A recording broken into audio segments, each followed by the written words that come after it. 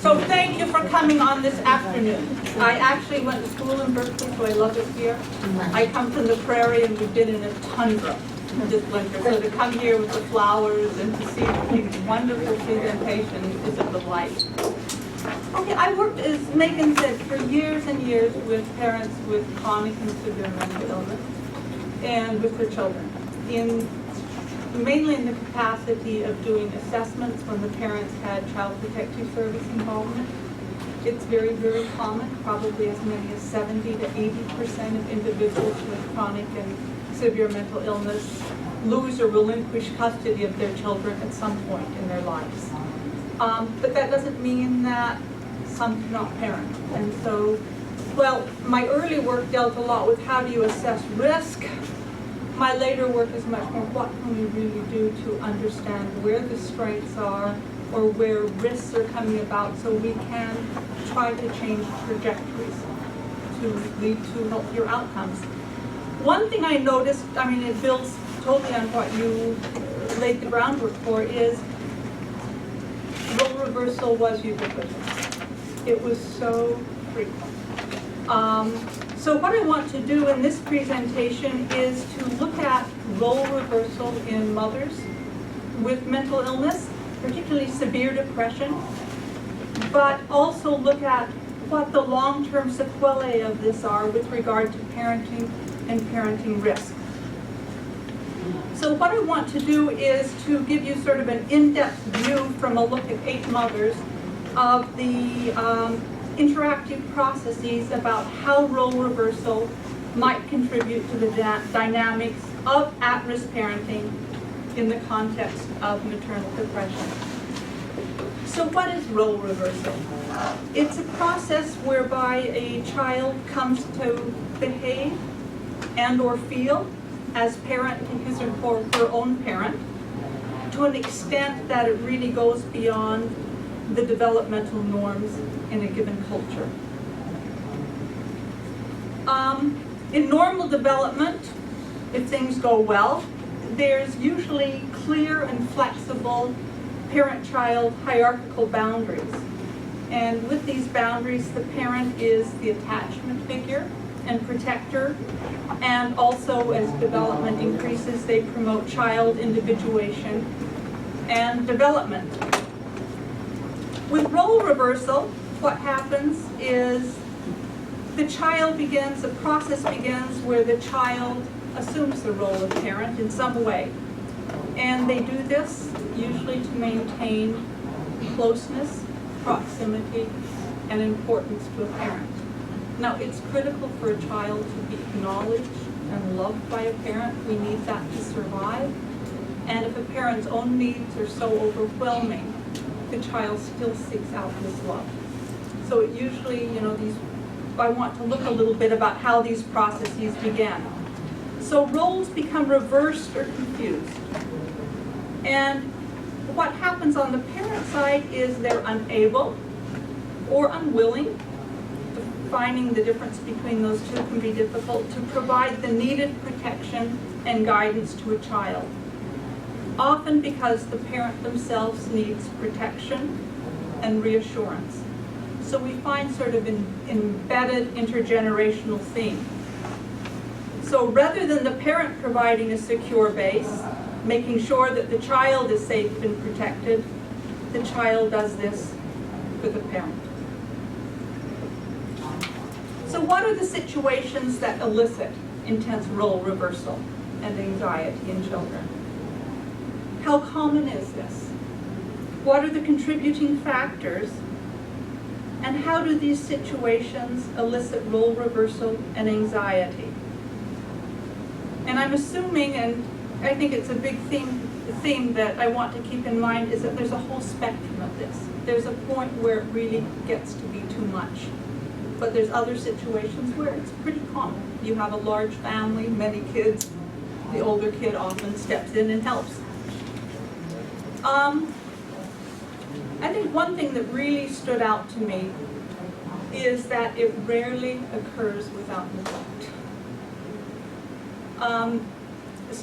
Work from English scholars, Tony Bifulco is one of them, in her work on role reversal, suggests that probably between a third and a half of children who experience neglect have role reversal. It also occurs with loss of a parent, with the father looking alone after children and having to work, or if a stepmother's present. Often people talk about the Cinderella situation, the old fairy tale where Cinderella's mother's gone, the stepmother comes in and she's the one taking care of the house. But the burden is shifted onto the stepchild. More often than not, it can come with threats of abandonment, which becomes a way of tying the child closer to the parent. That causes anxiety in a child until they try to do things to please the parent to make this work.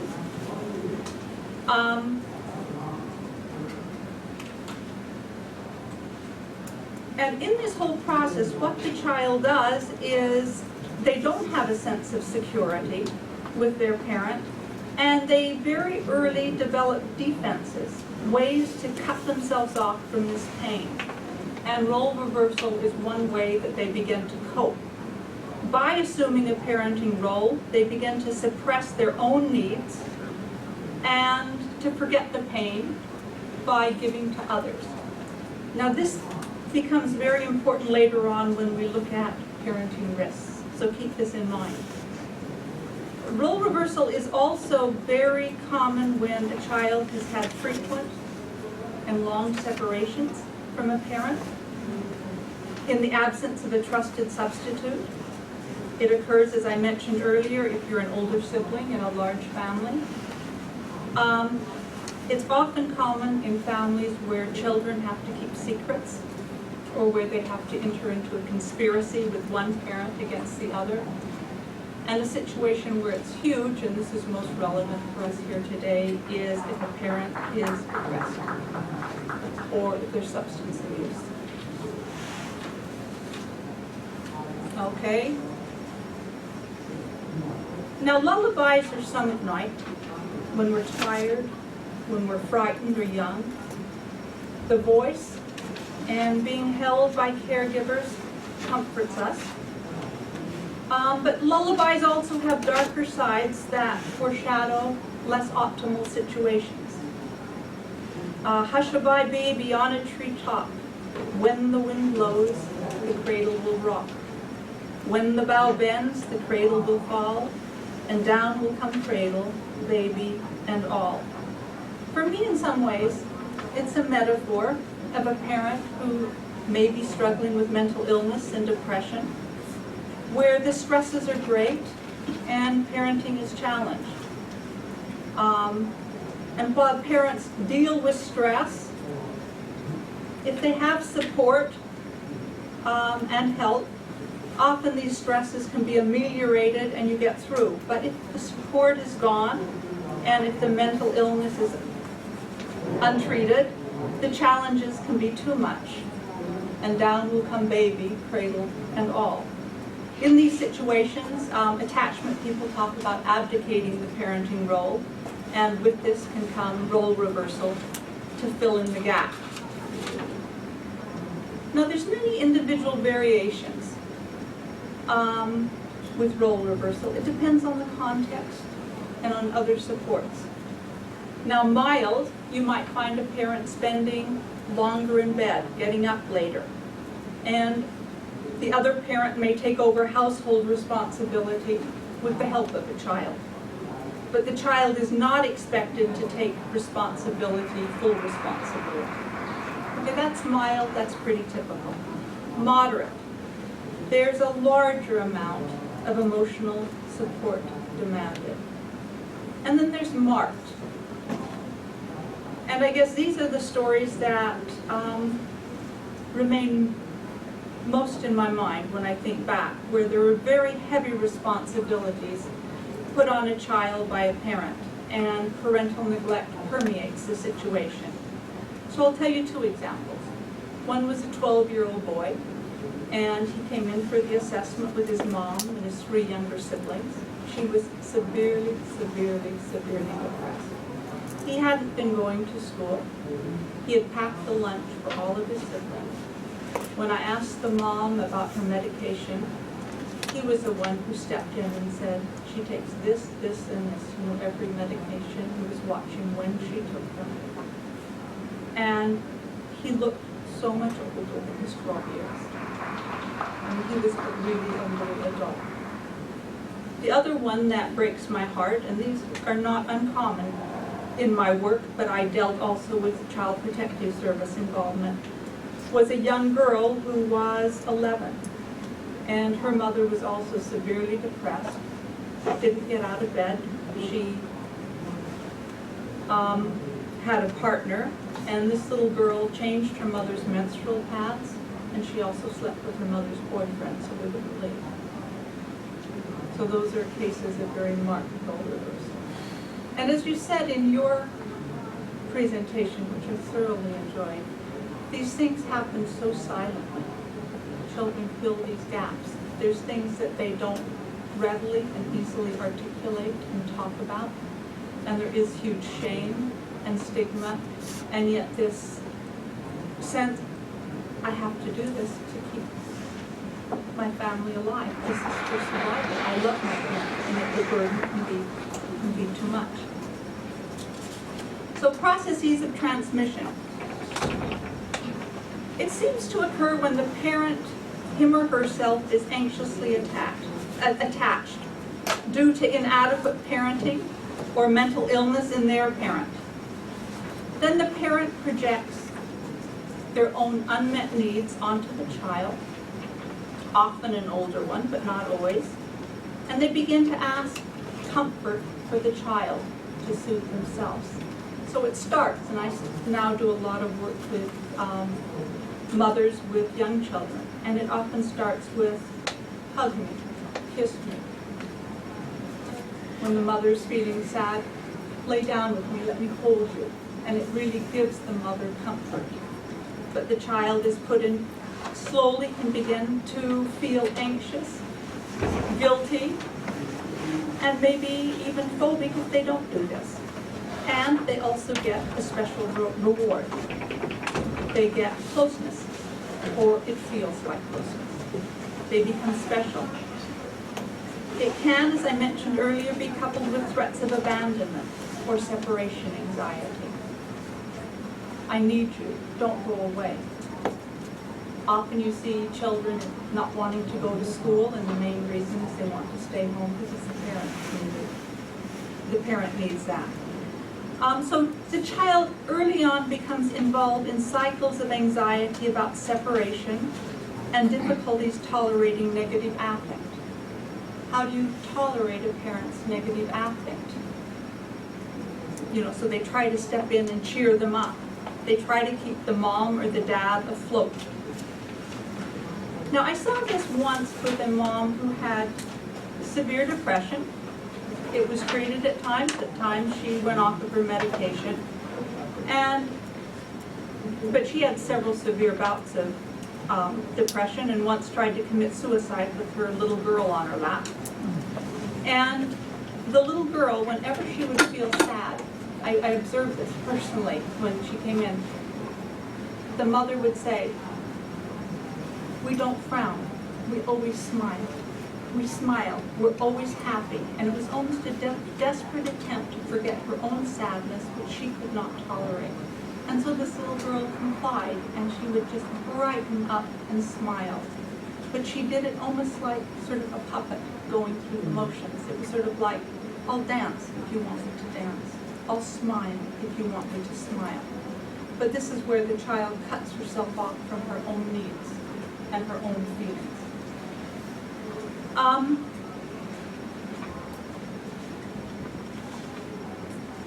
Now, interestingly, and this is something that I've more recently noticed in my work, is role reversal tends to go, especially in parents with young children, but probably older, hand in hand with negative intrusive behavior. And often when a mother is feeling very uncertain, like if I watch moms with babies, and there's this element of role reversal, they'll begin prodding the child to get attention. It's like they need attention themselves with the insecurity, so they'll sort of prod the child or poke them or something like that. And then it will escalate into, I need love, hug me, hold me, stay here. And so to me it seems to be really just a reflection of their own deep need for attention and support that has gone acknowledged from way back in childhood. So again, we're talking about this transgenerational transmission. Often the child is restricted from developing a social life outside the family. They may begin to pay inattention, the child, to more dangerous situations and sense that they can do anything or that they should be up to anything. There's sort of this burden like you should be competent and be able to step in, and yet children feel very unprepared for this, like you're not giving me any tools. You know, what can I make out of nothing? So these processes contribute to suppression of a child's own need, and often the child projects their own needs onto, like, animals. Like I've seen many children who worry about, like, where's the cat? The cat is lost. And it seems like they're almost worried about themselves. I'm lost. Where am I? So it comes with the disavowal of their own needs, but the child's willing participation is needed for role reversal. A burden or coping. There's a lot of debate, and sometimes when I've presented, people have gotten very irritated, saying it's not just a burden, it is coping. And it's both, but there is a tipping point, I would say. These are some of the risks that I see. It leaves little time for normal childhood activities. It can lead, in extreme cases, to a denial of healthy developmental experiences, to a lot of anxiety about the parents and siblings, to a burdensome sense of responsibility. It can lead to deep but very denied resentment. It can lead, and this goes into a new theme I'll develop now, into mistrust about help seeking and support. It can lead to low self-esteem, fears of rejection, separation anxiety, and an inability to turn to the parent and others for reassurance and comfort. And I think that's key right there. So the outcomes is you find children who are guardian protectors, who are pleasers, or compliant, or who are spouseified at times. It's closely linked to a child themselves becoming depressed and anxious. It leads to lower levels of identity exploration and commitment. So now my 8 women. Okay, these were 8 moms that I knew very well. They all had severe and recurrent depression, and they were at high risk. They had come to the attention of Child Protective Services. So I'm looking at a far end of the spectrum, but I thought by looking at them, maybe I could understand how they experienced role reversal, asking them in adulthood, what was the etiology, what led to it, and how did this play out in their parenting, and that's what I'll tell you now. One mom said, I pined for the attention of an absent mother. 6 of the women described experiences indicating that their moms were psychologically or physically absent during long periods of childhood or adolescence. One woman's mother died when she was 16. Another stated her mom was more like a sister, but often left her alone. In 2 additional cases, the women's mothers abdicated their role as mothers when the participants were adolescents. One woman was abandoned by her mother to the foster care system. But it wasn't just the mothers that weren't there. 6 of the 8 women who had role reversal said they hardly ever or never saw their father and had no significant support from him during childhood or adolescence. One woman described her father as a virtual stranger. For another, it was just hi and bye with him. Although the parents were absent, when they were there, There was frequent fighting between the parents, and that the women as children experienced physical, verbal, or sexual abuse or molestation at home. Interestingly, 6 of the 8 women experienced mental illness, depression, and/or substance abuse in their own parent during childhood. So all of these moms with severe depression, almost all of them also had a parent with severe mental illness. 2 of the women's mothers were psychiatrically hospitalized when the women were young. Another described her depressed mother as being in and out of institutions all the time. With their parents often absent, 5 women stated that as children they felt totally responsible for looking after their siblings. 1 woman cared for her mother full-time after her mother was psychiatrically hospitalized. Some did not see this as a burden, but some did. In all of these women, it created a longing for someone to care for them. The mental health sequelae. 5 of these 8 women had their own episode of depression in childhood. 1 woman described being depressed throughout childhood, saying, "I was depressed for as long as I can ever remember." 7 of the 8 women developed or experienced exacerbations of depression in the period when they gave birth to or were caring for a young child. The context in which this postpartum depression varied, and it affected parenting in different ways. 1 woman developed severe depression when her husband had an affair during pregnancy. Another became depressed when she had an unwanted pregnancy and felt overwhelmed by the experience. Then her baby, when it was born, cried for hours after birth, and she only got a few hours of sleep at night. Another woman with postpartum depression said, "I was terrified that my baby would die." She repeatedly checked on her baby at night, and this increased her parenting stress. 5 of the 8 women experienced suicidal depression, ideation, or made a suicide attempt. In 2 cases, the suicidal attempts involved the presence of a child. This was interesting. Some of the women who expressed thoughts of wishing to harm themselves did so in what seemed to be a desperate attempt to gain attention from a parent. Like one woman took a screwdriver and jabbed it in her abdomen just to get her mother's attention. So there was this deep longing that persisted to have someone to be there for them. So the stage was set for the next generation. Okay. All of the women had this strong sense of aloneness. And all but 1 also were very mistrustful. And this mistrust was expressed directly in statements that they said, "I'm suspicious that others will be there to help me." 1 woman said, "I don't trust anyone, including her own mother and siblings." Another told a mental health professional that there was only 1 person in her life whom she trusted in a limited way. The women also stated that they thought that others would abandon or betray them, or that others were not doing enough for them. 1 woman openly stated that she felt others she thought were close to her had betrayed her, and that others were not there for her when she needed help.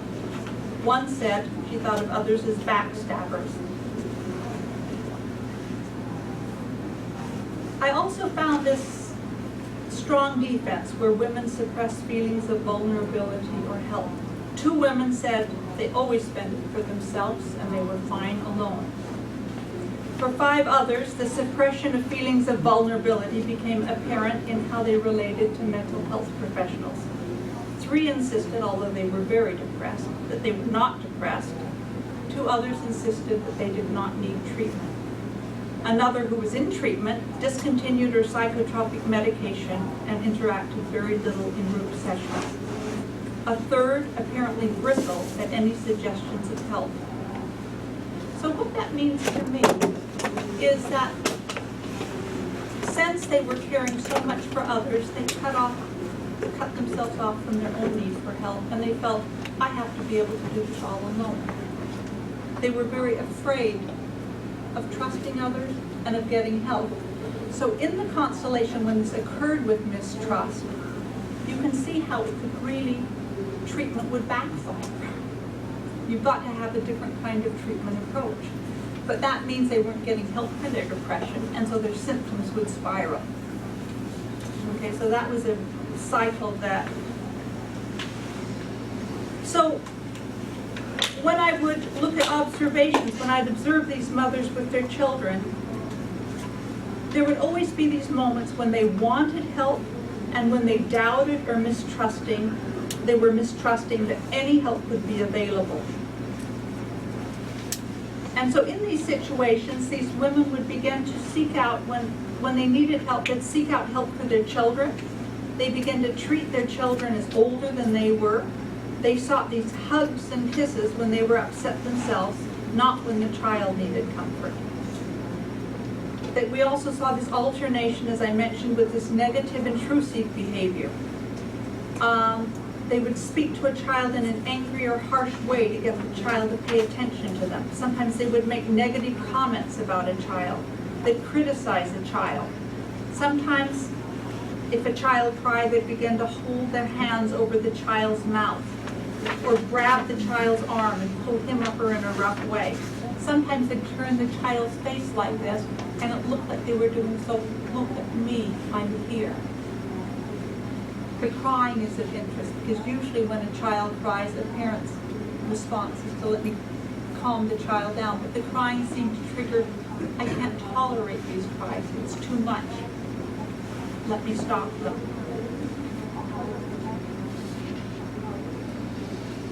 So what triggered at-risk parenting behavior in these mothers? 3 things I identified. I'm sure there's more, but one was partner violence. If a partner was violent, if a partner got angry at a woman, hit her, or if he threatened to leave, the mother would turn and hit the child.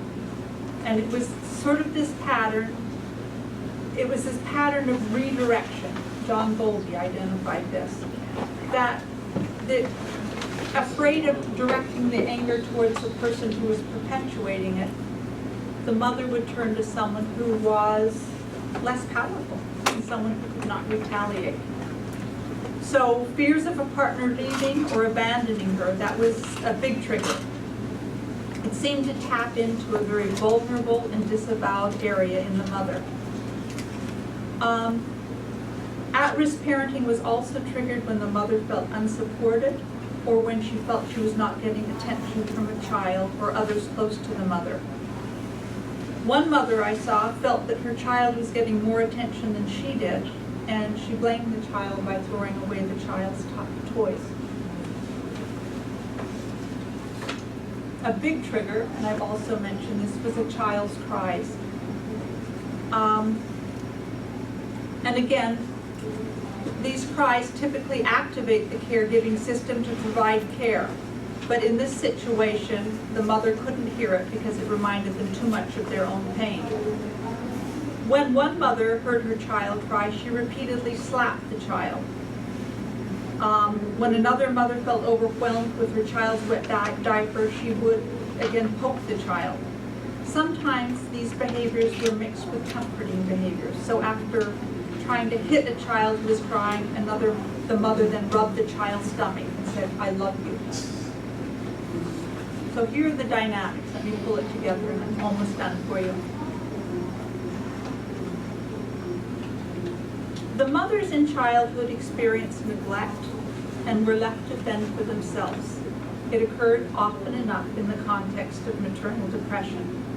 This led the women to develop an early pattern of role reversal. In this pattern, their own needs and feelings were disavowed or suppressed to varying degrees.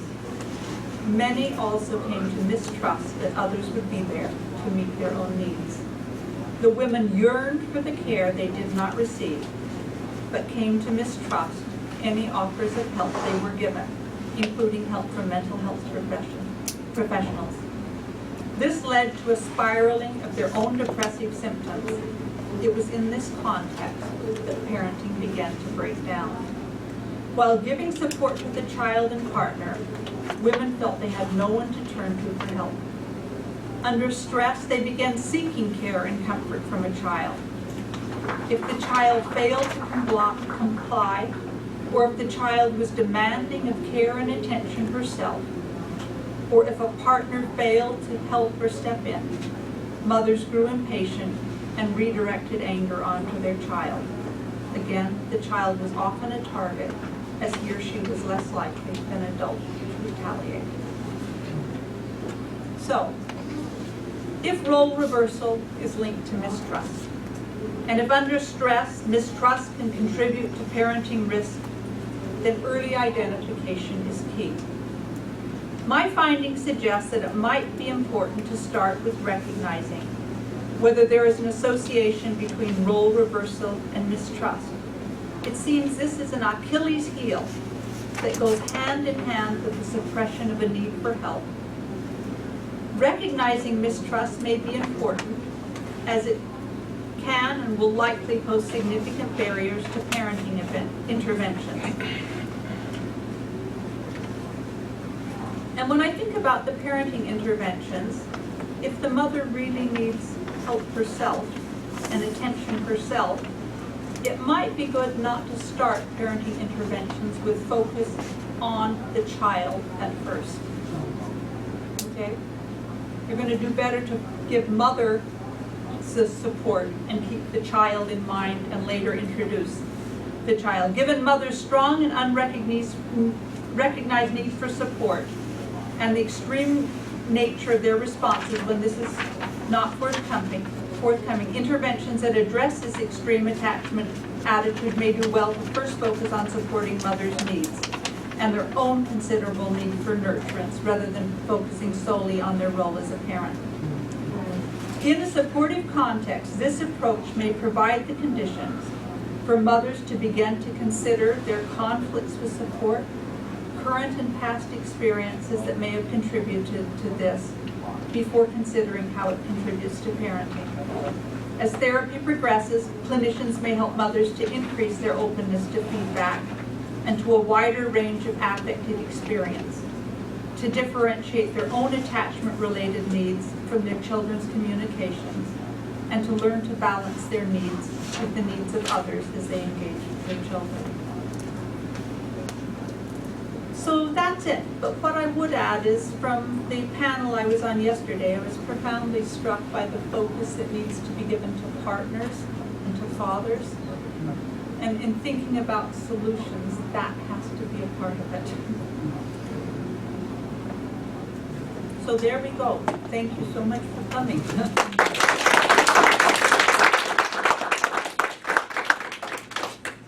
And given that it's, not too much time, and we had this wonderful presentation, I'd just say we take questions together. Teresa, I've got one for you. I guess for me, certainly what comes out of the conference And get one here again. what comes out of the conference for me is there's still very much a focus on attachment in those early years. Mm-hmm. And I think there's been a number of us at different times that have asked questions about, what can we do from, let's say, 4 to 24 to be able to improve that attachment, which is at the core of some of the work as well. Any insights? Because I can relate stories from 3-year-olds like you mentioned, that have incredible physical caring needs as well as emotional caring needs, right through to a 25-year-old who was the last son to leave the home because of, I guess in this case, I think what you said is a mistrusting relationship. Insights, it is so huge, the problem, and so I think the earlier it can be identified, I think what you're doing, your work, can help them articulate and recognize this and have a safe haven to talk about it, I was amazed at that. I mean, that is so critical, this burden, this silent burden that you live with. But they need other supports and other healthy relationships where they have a role, where they can see other ways. They need to be told they're not to blame for this. They need to hear this from the partner that they're not to blame for this. The parent needs help. Depression, I mean, what hits me the most, I focused on depression. I'd like to now look at role reversal in schizophrenia and mistrust in schizophrenia. I think it plays itself out somewhat differently. But depression is so treatable. You know, and so part of the answer for me has to be like, what are the barriers to treatment? And this mistrust really struck me. And if this is linked to role reversal, like if I have to be just strong and take care of anyone, I'm not going to trust others to help me. That becomes even early on. We may see it through the role reversal, but to try to address that early on, these defenses are penetrable. But it's the earlier the better. These pathways become very deeply ingrained. You know. Yeah, I agree. And that's a fast answer, but it's a huge problem. It's so important. No, I agree. You know, I want to be able to see attachment as lifelong. I want to be able to see there's ways that we say hello and goodbye. And those being very important transitions. And that every relationship builds attachment. You know, but the mind remains open to other relationships, and that also provides a healing, you know, I mean, like what you have done through this. I mean, it's very clear through the effect. But I could also see the huge sadness in my hostess. I don't know, what does the audience think? I mean, you're such a, have a font of knowledge and experience too. Yeah, I just wondered if you would talk a little bit more about intervention, the earliest intervention, the infant intervention. well, I think from what became key, and I mean, I have many thoughts about intervention, and I've done some myself, but what I was talking about was a very far end, where it's very, very extreme. And I really think that the intervention, I'm very much a person from an infant mental health background, and I very much an attachment-based person. But I think with this mistrust, you almost have to think of, you've got to address this mother's needs first before you can really help with the parenting. Her need for attention and her need for support. And that is so huge. You're going to backfire the intervention unless you begin to address that. But I think if you could also get a partner or other support, that makes a huge difference. So, I mean, that's not very specific, I'm sorry, but